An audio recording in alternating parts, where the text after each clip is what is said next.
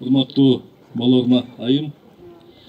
Бардыңыздарды биринчиден Рамазан айы менен куттуктайм. Бүгүн тоотойлуктар үчүн чоң майрам. Айрыкча эркектерге караганда ушу менин энелерим, эжелерим, карындаштарым сүйүнүп атса керек.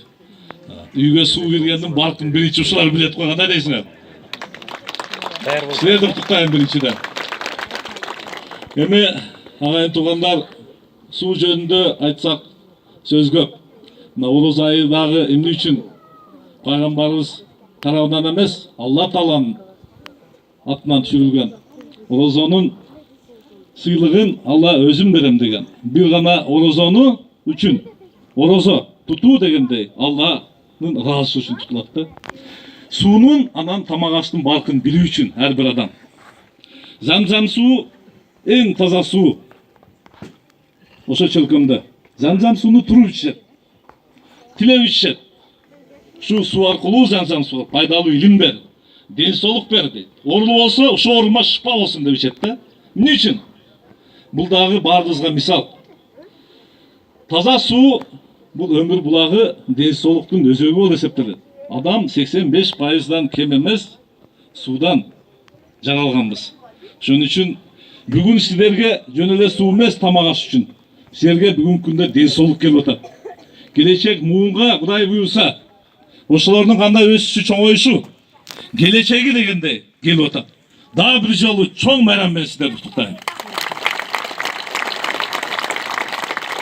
Мени сүйүндүргөнү, урматтуу туугандар, мына 2 жыл мурда Сооронбай Шарипович чыгып, мурунку таза суу программасынын кемчиликтерин айтып, будан нары андай болбош керек деп, таза сууга кеткен каражаттар желбеш керек, урдалбаш керек. Анан ар бир Кыргызстандагы айылга 5 жыл ичинде таза суу кириш керек деп жарыялап, бүгүнкү күндө мына эң биринчилерден болуп, ошо сөздүн ишке өтүп аткарылышынын мындай күбөсү болуп баарыбыз отурабыз, урматтуу туугандар. Эмне үчүн таза суу? Бул таза суу Кыргыздын генофонду. Пасырак.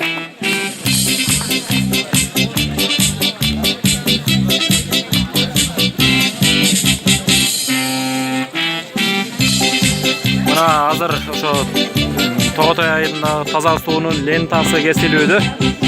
Лентаны Дүйнөлүк банктын Кыргызстандагы толук ыйгарым укуктуу өкүлү жана Асылбек Шарипович жана РЭСТин директору кесүүдө.